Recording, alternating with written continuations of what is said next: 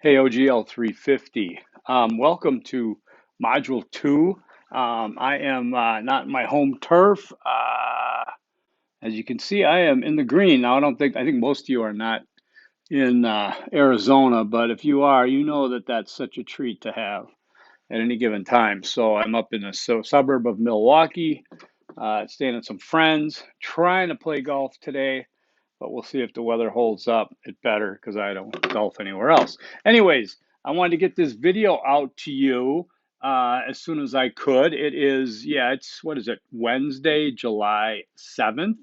And it's about 11 o'clock here in the Milwaukee area. So I'm going to go to maybe some random things. And again, I don't want, again, I don't like to over explain, but it's typically what I do. I do these videos to try to, like I said, get some rapport with my students, have you feel comfortable with me, see what kind of personality is behind this class, which really isn't even mine yet. I'm making changes, as I've said, as we go along. So I'd like you to help me in terms of that. Again, just keep sending me any questions you have, send me any comments. See if you see something. I want to say thank you to a student who spotted something in quiz 2, which I was able to try to fix. And then I said, you know what? I got rid of the question altogether and I doubled up. So question 38 is worth 2 points. And I think question 18 is worth 2 points. So it's actually a 40-point test, but 38 questions. Again, ask me, okay? I wanted to talk about just something general that I ran into, and I've always, especially in a course that has to do with literacy and has to do with diversity, of course. I'm going to attach this link to this article off the Atlantic. It doesn't have a paywall, but you get free articles a month, and it's the case for capitalizing the B in black. Black and white are both historically created racial identities, and whatever rule applies to one should apply to the other, by Kwame Anthony Appiah. Now, this is just one way to look at it. What I've seen in recent history in certain formats, whether it's the New York Times style guide or what have you, I don't know, but I do expect to have black capitalized when you are describing ethnicity, race, a person. Okay. White does not have to be, in my opinion, but it can be. It's an option, I think. Um, I think as white is the dominant identity in this country, we capitalize black or brown. That's it. Your choice, but I want the black or brown capitalized. White, I don't care about. No, I just think that again, it's read the article if you'd like. It's a very great subject to consider and talk about. And as we move into 21st century life, where we do recognize, respect, and try to treat each other as I was taught to do in the 60s, that wasn't happening. I just talked to my friend yesterday, he's my age, and I asked if people want to go back to the good old days and life is simpler. I'm like, yeah, for a white male, please look outside yourself. Okay? I went to grade school with him. Yes, we went to a Catholic grade school. We didn't see an African American until ninth grade. Okay. And the things we were taught just didn't resonate when we got to the real world. Anyways, you guys know that story, but because a lot of you have seen it or your parents or what have you. In this case, I'm just speaking on terms of having a more egalitarian society that respects and identifies people's identity correctly, and we give them that. If people can't handle multiple, pronouns, I'm sorry, life's so hard for you, I mean, you get to call it, okay? Anyways, boy, tangent. No. So I'll include that this reading here, okay? The Module 1 papers that were turned in, I thought they were really well done. I'll get into some issues in a minute, but it was a good introductory paper, and many of you gave it a good old college try, which is all I ask. But let's talk about that. Easter egg number 1 is ask your instructor, and I may have repeated that from the last one. I don't know. I don't care. I know ask your instructor is important, especially in a course that this rapid. this condensed, this I mean compressed, and especially in sense that you've never taken this class, and I'm going to be honest with you, I've never taught it. I'm very capable of teaching the class. I'm capable of doing what I need to do, but with your help, I won't have people spinning their wheels or scratching their heads till not figuring anything out without asking me. So you send me your question, and I'll get you cleared up and change what needs to be changed. And I have made a lot of changes already. I got rid of a ton of readings that I thought either bogged you down in terms of giving you something to grasp, it's just too overwhelming, or it was outdated. And when I say outdated, it could have been 2010, 2012, 2016 even. But I'm finding that there's more current things. Now there are attachments in here from that time, but again, I had to make the call. All right. I got rid of some what do they call them? I forget. Oh, activities. I don't think you need activities. I think you want to do the work, you want to learn something, you want to move on. Okay, I didn't want to have you do things that you weren't going to get credit for and things that I didn't find very enriching, things that would take your time. I'd rather have you put your time into the things that are going on. So there you go. All right. So let's get into some of the things on papers that I'm going to expect to see. And again, I'll try to put this on the page that I have called formatting. Uh, I thought I killed that damn thing. Sorry, it's like a giant horsefly, and he's coming back for revenge. Okay, I thought I did. I thought I did. There's a page here called formatting papers. It's in module one. Reference that just because it's over. I'm gonna. It's kind of long, but I'm explaining some things. Go through that like a checklist. But I want to include some other things that I thought were obvious. They're not, but I understand why. And that is your name. Your name has to go on the paper. Put your name on the paper. You don't put my name on the paper, but your name on the paper. The best way probably be a header, a running head, just running head, John Smith, and then boom, OGL 350, whatever you want to do. Module one paper, whatever. Get your name on it, okay? No cover page, no abstract. No cover page, no abstract. We're not that formal, but name is important. Okay. Regarding formatting, I am, APA formatting guide, the American Psychological Association. I'm with that APA formatting. If you have a different formatting system that you use, Chicago or MLA, you need to tell me before you submit papers. I'm not familiar with those. I need to check on that. But APA is what I'll expect. That's the default. Okay. Now, how do you do it? Well, let's get into that in a minute. But first, let's do some more general things. Paragraph indents. Like I said, tab it in. Overwhelmingly, everybody did that. Some people a little kind of forgot about that. Line gaps are not paragraph indents, okay? Let's see. Long quotes. Anything over 29 words is considered a long quote and needs to be formatted differently. You know what I say? Do not use long quotes. These are short papers, even though 3 to 6 pages. That's a short paper. There's no reason to bog it down with 35, 45 word quotes. Remember what the instructions say. You need to, paraphrase it, put it in your own words. Yes, you can use some direct quotes, but you have to cite it then correctly. You don't just guess. It is cited, a long quote is cited differently in text than a quote that's 29 words or less, and it's up to you to find out how to do that because you're in college and this is a 300 level course. And I'm going to give you the tools to find that out. Like I said, I was in college at 52 years old, didn't know a damn thing about formatting. I did what a lot of people do. I guessed. I threw it in there with parentheses. It looked good to me. Found out pretty quick that was wrong. What did I do? I learned how to do it. I taught myself. It's not that difficult. Okay. So some things you got to do. And once you do it, you're going to be good, right? Okay. So in terms of capitalization, spelling, be careful. A lot of people capitalize diversity for some reason. It's not a proper noun. Words like high school, middle school are not proper nouns unless they're preceded by like John Marshall High School or Wilbur Wright Middle School, something like that. Then you can capitalize, don't capitalize them. Make sure you're capitalizing words that are proper nouns and not just guessing, okay? You can find these answers out, a lot easier than I could when I was young. All right, so let's keep going and say for formatting, I am going to have this formatting page. I'm going to look at it again, try to reorganize it, but it does say this. It's only Word docs or Word docx, Times New Roman 12-point font. That's it. If you don't, I give you a 0. I give you a chance to redo it, of course, and I'll rescore it, but you'll get a 0. I'm not going to score. I'm not even going to look at anything that's not Times New Roman 12. I know that makes me a font snob. So be it. Okay. Must be double line spaced. Everybody got that? Great, except maybe in your works cited list.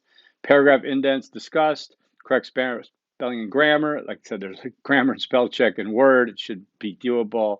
No cover page, no abstract, no appendix. Okay, no appendix. Take it out and throw it on the table. But there is works cited, and there are in-text citations. Okay, when we're talking about using readings or audiovisual material, and you're using that in your paper, which you're required to do, then you cite that in text, and you cite it correctly in text. Anything you cite in text in the text must be reflected as an entry in the works cited list at the bottom. Okay, so it's a two thing. If I see Emily Cross on the bottom here and the works cited, and I click Control Find and type in Cross, the Cross doesn't come up, then you didn't cite it. Okay, it has to be exact. If Emily Cross is the name here, Emily Cross is to be up there. If you cite Emily Cross down here and up here you cite The Joys of Flying or something by Emily Cross, but you didn't put Emily Cross in there, it's not going to match up. Okay, so it's a matching game. Now,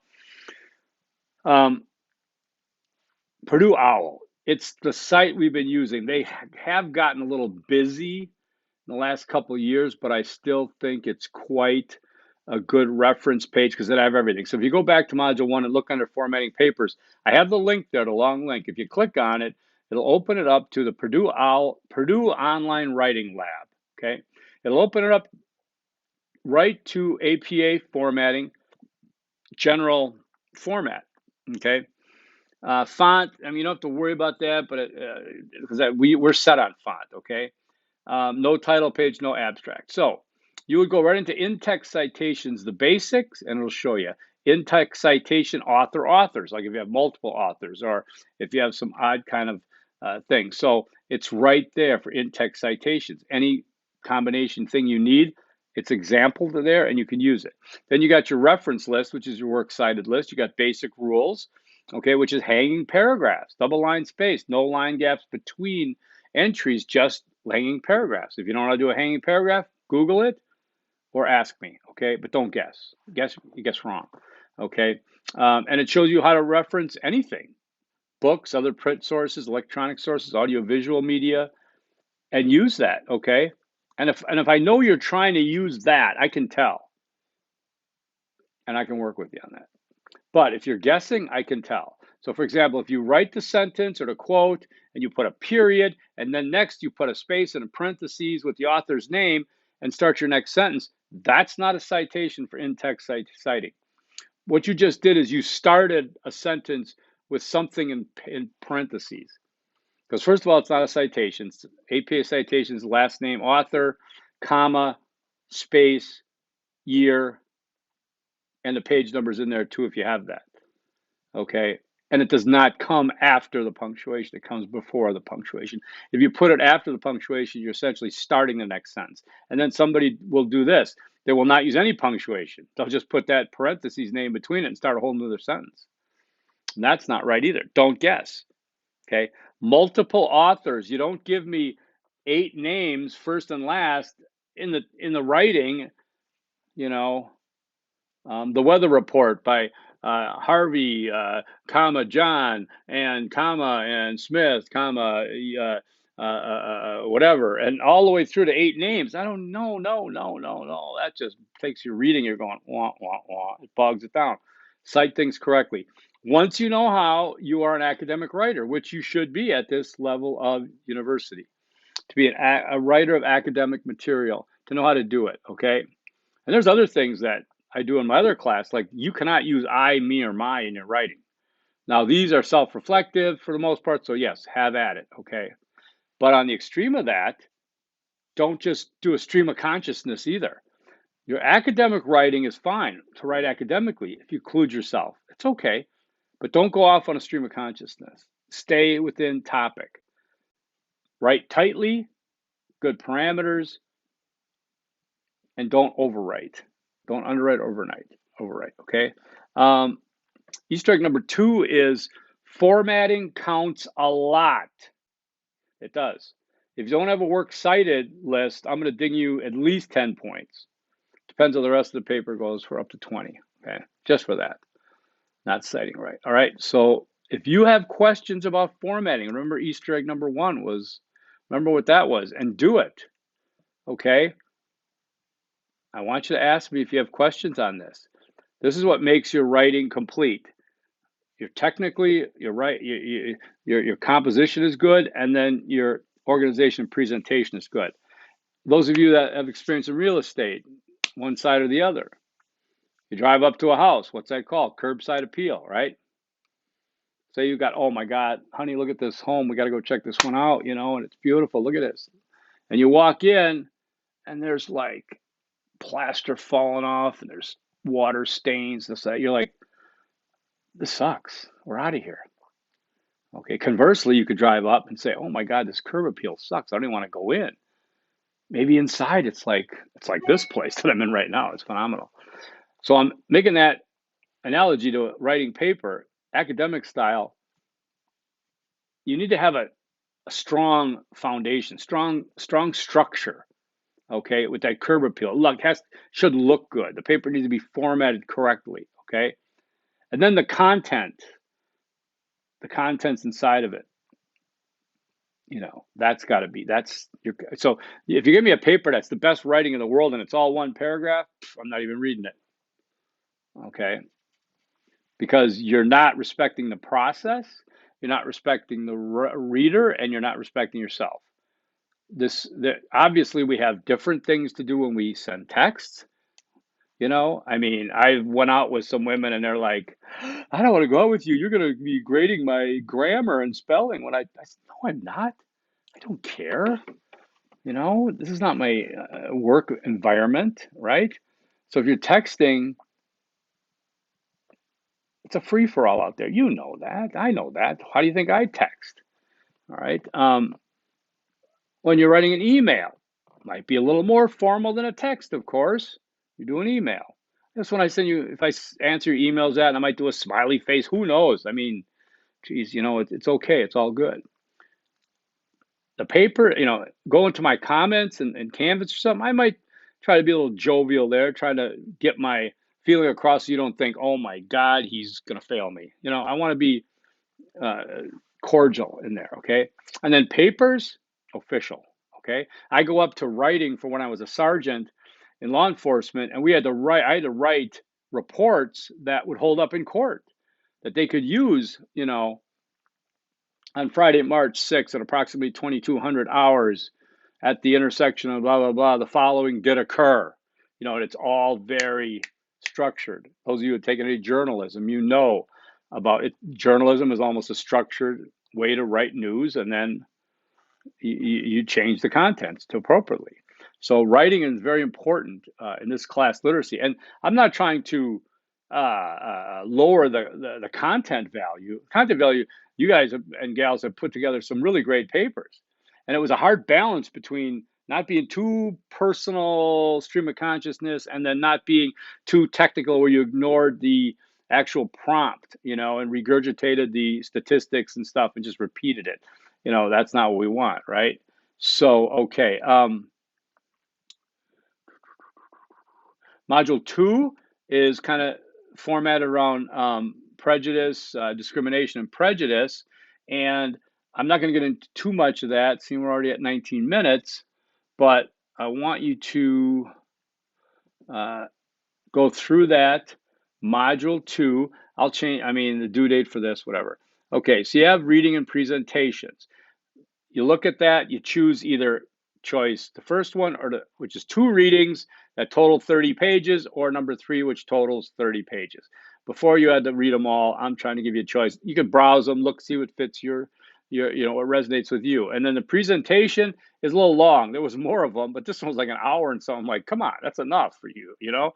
So look at that one because I think it's a good one by Dr. Eleanor Seaton. And you want to take notes because you want to reference those for your papers and cite them and such and such. So please take notes. Be a good student here. Take notes. I had a student, like I said, in my other class that got really mad at me and said, how am I supposed to memorize your video, what you said? I'm like, dude, Dude. No, I don't like calling people dude. I said, do you know about note taking? It's an old science from way back in the day. Take a note. The audiovisual presentations, there are only two of them this time. I told you it would be less. Take notes there, what have you, because you got a quiz immediately following on those. I told you about the quiz. Okay. And then we have the race implicit association test. I've been holding back from taking it. I'm going to take it now this week. Take that test. Make sure you're only taking the race IAT only, okay? And not, there's a whole bunch of stuff on there. Race IAT, okay? Race implicit association test, all right? And then write down your result, print out, write down, save it, so you can reflect upon it as part of Module Two's paper. And then there's, for those of you who flunked it, I don't know how that's going to happen, but do that one. That looks good. Then discussion 2, due on Saturday, is pick one of the two options. There's a lot of verbiage here. There's a lot of links, but that's just to help you, okay? There's 2 different ways to go here. Check that out. We've already got someone who wrote up in that one already. So that looks like a good one. And then the paper itself, Module 2 paper, I think you should be clear on what this is: 15, 30, 40, 70, and 30 on the formatting. 100 points total. That is due on Sunday before midnight. Now, if you have issues with due dates, with your work, with real life, do not just stew on that and wait till the evaluation and rip me a new one, like somebody in my other class said, well, why is everything, why are dates all spread out? Well, I've told you why. Spread out dates because it's a chronological order for the class. Because, as George Carlin says, Mother Nature made time to keep everything from happening at once. So if I wait and everything's due on Sunday, you're all over the place with Sunday. Let's get some organization. But if you need some extra time, take it. Own it. It's 5% late for the papers, the main papers. 10% late for everything else. My discretion, if you've emailed me beforehand and really drummed up a good excuse. No, I don't know. Like I'm golfing in like less than an hour. Okay, so if the weather holds out. So let's move ahead. 22 and a half minutes. Again, not a lot of details here about the content, but again, I do this as an extra thing. It's not a lecture class. It's a do-it-yourselfer, right? And you got off to a great start. I've been a little anxious because I think there's a lot to do in this class, but hey, that's good for you because you know you got me now. Because you're like, dude, you know there's a lot. Don't call me dude. Don't call me hey either. One student, hey. Okay, unless I'm on the street, hey. All right, we good? Easter egg number 3 then is use the Purdue OWL link. Use the Purdue OWL link. Okay, and again, I want to implore upon you to ask me questions. I want everybody to be successful in this course. So far, it looks like you are, and that's really cool. Forks up, peace.